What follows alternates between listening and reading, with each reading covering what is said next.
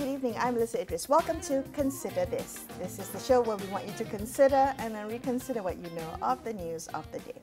The World Day Against Trafficking in Persons is observed annually July 30th, and it's meant to highlight the need to protect victims of and survivors of trafficking, smuggling and forced labour. Now this year, Malaysia showed marked progress in this fight. We were recently upgraded to Tier 2 of the US State Department's Trafficking in Persons report after being on the Tier 2 watch list last year.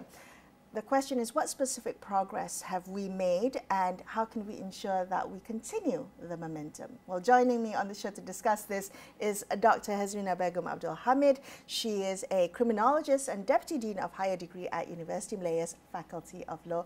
Welcome to the show. It's good of you to join me today. I'm happy to speak to you, Dr. Reena. Can we talk a little bit about this progress that Malaysia has made from Tier 2 now, from the watch list of Tier 2 to now being Tier 2? So an upgrade essentially after years of being kind of on the bottom.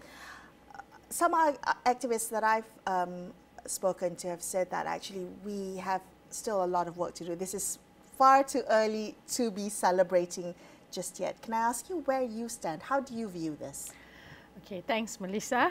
So that's a loaded question. So yeah, we have shown progress, hence the elevation to Tier 2 by the US Trafficking in Persons repertoire in the report. So among the progress that we have shown is the improvement in the victim protection mechanisms. So if you see, there's a lot of development and improvement where victims are, for example, given a stipend of 120 per month, which was not in existence last time, and then the rules and regulations of in the shelters for traffic victims are more relaxed. And then you also see in terms of progress of how the enforcers now have understood, or sort of they're more immersed into the whole dynamics of anti-trafficking and protection. Okay. So and they have been going through a lot of capacity building training. I think that helped a lot.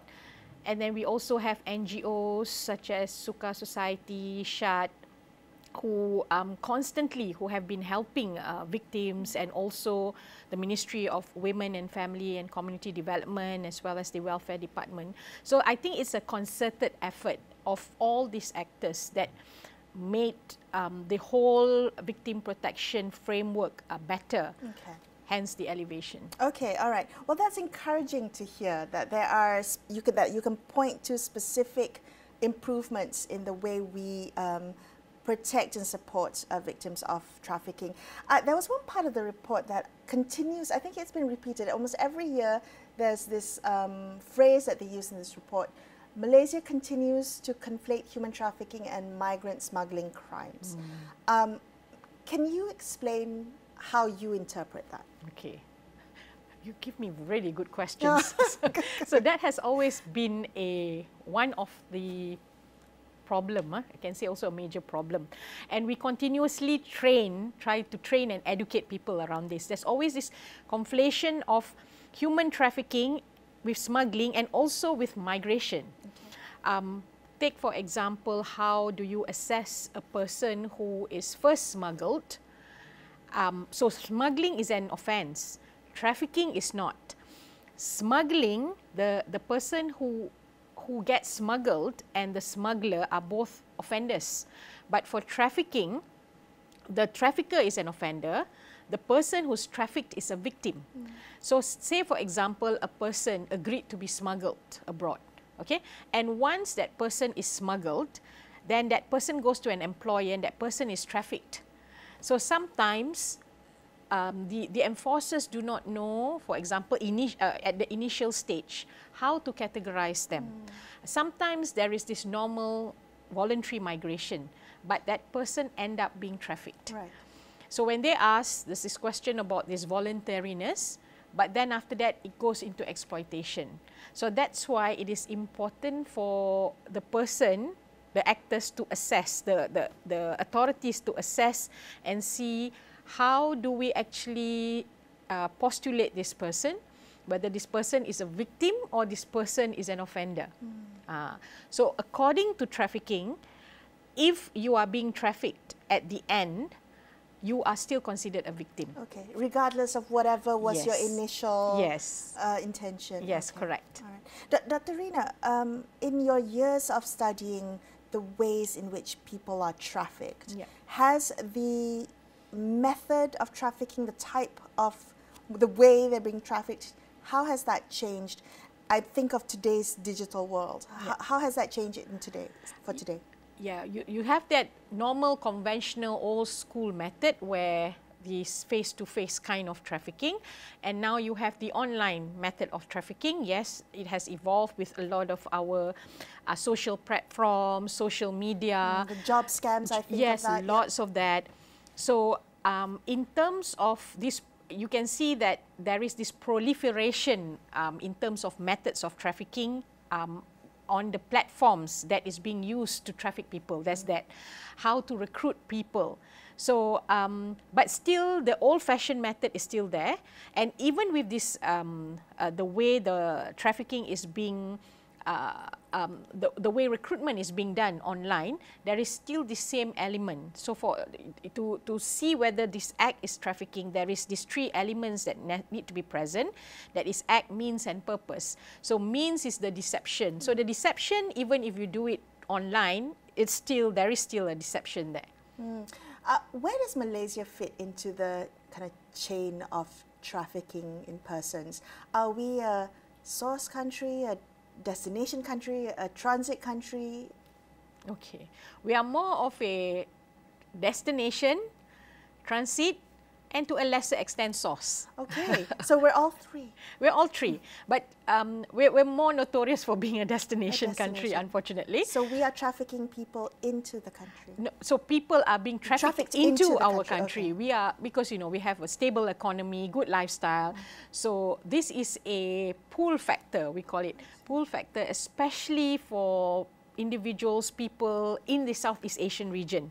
So we do get from other region, but most victims come around Southeast Asia and the Greater Asia. So a lot of them are being trafficked into Malaysia to work and then being exploited. We are also a transit country, meaning that sometimes it's en route to going to a destination country, so they will come and stay here or sometimes work here temporarily before they are being trafficked. Yeah, I see. I want to focus on some of the things that you pointed to in terms of where we've improved and progressed has been the victim protection and support. So talk to me about the importance of focusing, of this being the underlying principle of our efforts in the fight against trafficking, but also how Malaysia is performing in this area. I mean, when you talked about the shelters rules being relaxed and them getting a stipend, it feels quite surreal to me. So explain what it was before and how we've improved. Well, before it was more rigid, it was more strict. Okay. I think it's because victims, they are also witnesses in court. So, and most of the victims of trafficking in Malaysia are foreigners, and they do not have any documents. Okay, so they are being placed in a shelter. So, of course, there will be rules around that because they cannot go out as they wish. So, there are certain limitations that's given. So, before they were wearing sometimes uniforms, coloured clothing and all that, and then... almost like a detention centre. They wouldn't like... I don't think the enforcers comparable if the rules are the same. Yeah, it looks something carceral like. Okay. But now, for example, the one in one of the shelters in Klang Valley, it's like a home, totally like a home, and it feels like a home, and they don't even lock the doors to make it feel like you're living in a home. And I think that is a good improvement. There's a lot of empathy now. Before, for example, 2016 and before, sometimes they were only allowed to call their family members once a month, for example, just for a few minutes, 2 minutes. Now they get like 1 hour to speak to their family members every week through video call. And with that stipend, they can, you know, buy, or not to say they can't go and do the purchasing, but they can get somebody to buy for them lotion or whatever they want. Yeah, some financial empowerment. Yes. Are they viewed and treated as victims of a crime? Meaning, are they seen to be witnesses of a crime and treated as such, or are they also acknowledged to be the victims of a crime perpetrated on them? Yeah, they are victims of crime. Indeed. Are they given the support? Yeah, they are given the support. They are given psychosocial treatment. They are also given counselling. So the counselling is given sometimes by professionals, or sometimes by the protection officers. Because the protection officers, you have the ones that's stationed in the shelter, they are the shelter wardens, officers, and the protection officers outside. So they are quite well trained actually. They can speak to the victims. I mean, I really see lots of improvement, because I did interview the victims in 2016, and now I see like a stark improvement. Like, oh, okay. It's so great. What have you observed? Before that, can I ask you, are they mostly women? Yes. The victims are mostly women. Victims are mostly women. So we have like 10 shelters in Malaysia. So 8 is dedicated. 8 is dedicated for females. So that Majority. 8, yeah. So 8 out of 8, 7 is for adult women. 1 is for children, and 1 is for men, the other one is for boys. Okay. So you can see the overrepresentation of women. So yeah. So tell me about how so you've interviewed them before, and then now you've interviewed them. What did you learn? What did you discover? Well, I've discovered that, you know, I still have that same problems that they tell me back in 2016 until now. In terms of they being stressed, depressed, because what happens to them is that they will stay in the shelter until their case is disposed of in court, basically until it's settled in court. So this may take months. Sometimes it can go on for a year or more. If the perpetrator, the trafficker, has a lawyer, it takes a longer time. So usually they'll be given a protection order for 3 months. Hopefully it will settle by 3 months. But like I said, in many cases, it will be more than 3 months. So that is still a problem, I heard, back in 2016, and it continues until now. So that needs to be really looked at to expedite cases, because they stay in the shelter. You know, they worry about their family. They are unable to work. They are unable to remit money to their family. A lot of them are sole breadwinners. There are sometimes tragedies that happen back home. Right. They are not there, right? So so that continues to be a problem. But in terms of living conditions and space, it's much better. Okay. Because in 2016 it was overcrowded. Now it barely reaches the maximum capacity. Which makes a difference for mental and emotional well-being as well. Okay. Exactly. I know that you've written books about this that's been used as a source and reference for enforcement officers and protection officers. Yes. I want to understand more about the capacity building that you talked about a little bit earlier. What are the skills that are required by enforcement officers, protection officers, to support these victims? Okay.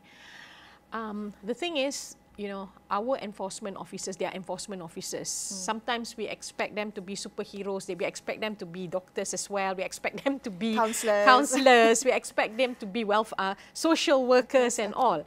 Unfortunately, a lot of people expect that. So when they are the first point of contact with the victims, and they will hear an array of problems from the victims. So for the capacity building, what we do is, for the first thing that I always do is to make them understand that conflation that arises that you asked me. That's a very good question. on how to identify victims. How do you situate a victim? And then after that, we will talk about, I will like train them. I learn a lot from them actually. So actually a lot of the information comes from them. I try to make sense and I try to help them out. So because they are the ones who are on the ground, right? So and then I talk to them about ethics and healthcare and also empathy. And I will also talk to them about interviewing techniques, because sometimes, you know, especially if you're a law enforcer, there is a way that you ask that's quite assertive. Yeah, it's more like an interrogation. Yes, exactly. As opposed to it being kind of trauma-informed. Correct. I mean, I can say that for lawyers as well, because you know the way you ask questions. So we have to sort of like, you know, give them, with the help of NGOs, try to tone it down, maybe by the tone itself, the words used, and also to always be mindful that this rescue process, most of them are being rescued, you know, in a raid and rescue. So it's very traumatic. I mean, if you see, you know, if there's any rush by the police, it's very tactical, right? So to actually calm them down. So a lot of them, even when I interview, are still like, you know, they're still shocked and traumatized, more so, you know, in a foreign country. So we get the enforcers to actually understand that and say that trauma just don't shake off. It lingers. So sometimes you need to understand that. And then we also tell them about, educate them about the victim protection that the government is providing. Listen to their problems as well and try to make sense and find a solution or, you know, some recommendations for that. And one of the problems they have always is the time constraint, because there's certain timing that they have to do this thing. Also to understand that a lot of the victims do not find their traffickers, in other words, they don't think the traffickers are bad. Oh, could you explain? Yeah, they don't even know what is trafficking until they are being told that you're a traffic victim. So a lot of them will ask, what is trafficking? I don't even know that. Because they refer to their traffickers as bosses or agents, right? And they are bosses or agents, but they are holding the, the position of a trafficker. So a lot of them do not have any grudge against their trafficker. Not all, of course. Some of them who were abused and everything. Yes, of course, they're really sad and angry and hurt with what happened to them. But some of them do not see anything wrong, because they feel that these traffickers, they work for these employers who traffic them, and they are making an income. And with that income, they can support their family back home. So it goes back to money. So even if you tell them that you're being exploited, to them, whatever money that they get is still much more than what they earn at home. So even if it's exploitation, that's for you, but that's not for me, because I am getting the money. So the process of assessing and identifying who is a victim of trafficking is very complex. The way you're explaining it to me, I can see the layers and how complex it is. And to do it, I guess, almost immediately in a high pressure situation like that must be very difficult. How do you equip officers to be able to identify? Has that process been, I guess, institutionalized so it becomes more of a standard operating procedure? Well, the police do have their own guidelines, SOPs, and you know, where I'm coming from, I'm giving them extra guidelines, like from a perspective of a victim, from a perspective of an academic, from a perspective of a criminologist, because they look at it from a perspective of a law enforcer. So I'm trying to marry that together. Fantastic. So I told them, you know, how they usually look at it is at the end, the exploitation. So if you have, for example, if that person is not being paid, so that's quite a clear-cut case, or unpaid wages is clear-cut case. But if there is a commission being cut For example, those who are being sexually exploited, the boss takes 60 and the victims take 40. So that amounts to exploitation. So they will then be categorized as that. But like I said, the challenge is that the victim do not feel that they are exploited. And because of that, it becomes a challenge in court and to prove that the trafficker is guilty. That's why if you see, not to say only in Malaysia, around the globe, the rate for conviction of trafficking is very low. So Malaysia has our Anti-Trafficking Persons, Anti-Smuggling of Migrants Act, a TIPSOM. Yes, correct. That we call it. How robust is this law? I mean, you talked about how difficult it is to prosecute or to get a conviction. Talk to me about the ecosystem. We also have a specialized trafficking court, which sets us up for, we've got all the framework in place, but why are we not kind of seeing more higher conviction rates? Yeah, because it goes back to our system, our evidence, our justice system on how our law of evidence work. Because we still look at everyone is innocent until presumed guilty, and then to prove exploitation, to prove means, to prove act. For example, you're going to prove, you want to, if the victim, if the prosecution says that the victim was being coerced, the person who coerced the victim is back in Vietnam, for example. So how are you going to prove that? Exploitation, sometimes there's no record of payment, and then the person can say that where is the proof of exploitation? And then we always have this thinking that if there is exploitation, there must be physical abuse. Right.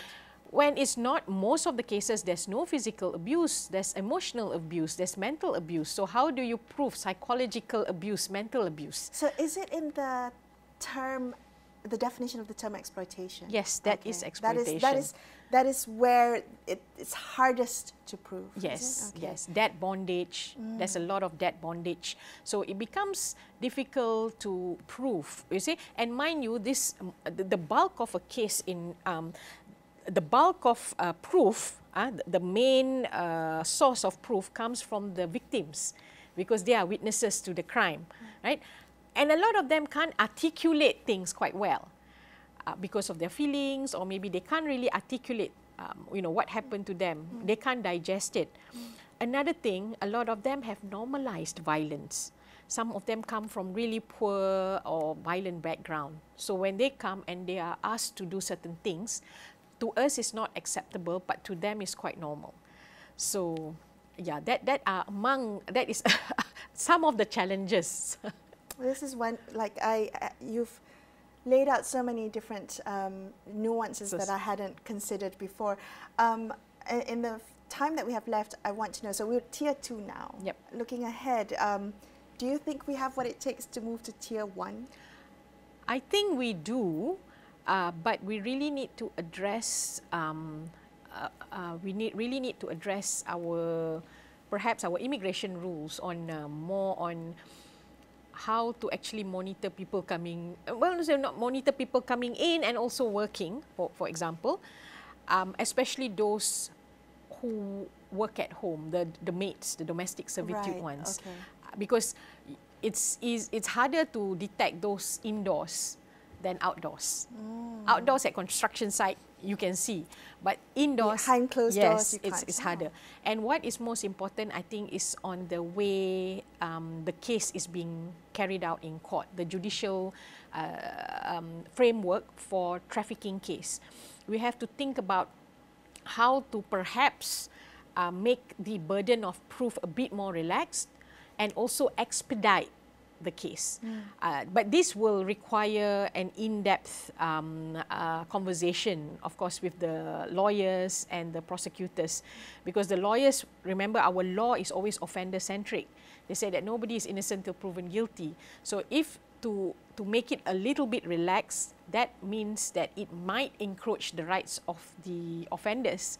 But nevertheless, we can discuss this together, have a series of discussion to think of the best way to actually expedite the process in the interest of the victims. So if you had the ear of the Home Minister, what would you tell him to focus on if our goal really is to reach Tier 1, which he has already announced that he wants to achieve this? Yeah, I think I will tell him this time around we have to train the judicial officers, also the prosecutors, Okay. and people around the judicial system, because I think the enforcers are getting lots of training. They are the ones that are being trained most. Because they're at the front line. Yes, they are the front liners. We want to see the whole process. Yes, we want to see the whole process. So from judges to prosecutors to even lawyers actually, so that everyone will be on the same page, and you know, we can expedite the process. Dr. Reena, what a pleasure it is to speak to you. Thank you so much Most for welcome. sharing your work and your insights. Thank you. Most welcome. That's all we have for you on this episode of Consider This. I'm Melisa Idris signing off for the evening. Thank you so much for watching, and good night.